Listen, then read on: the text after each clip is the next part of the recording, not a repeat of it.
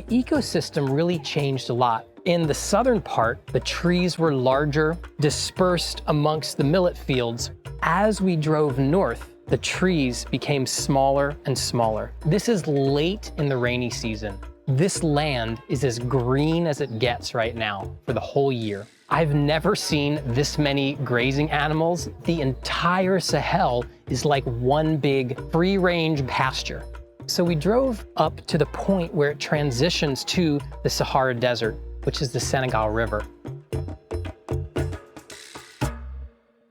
We are here at the Senegal River, which is the border between Senegal on this side, Mauritania on the other. When you look from space, you can actually see the lateral sand dunes of Mauritania where they hit the Senegal River. The Senegal River is really the divide between the Sahara and the Sahel in many parts of the river. So the Senegal River here, it serves not only as the border between Senegal and Mauritania, and not only as the border between the Sahel and the Sahara,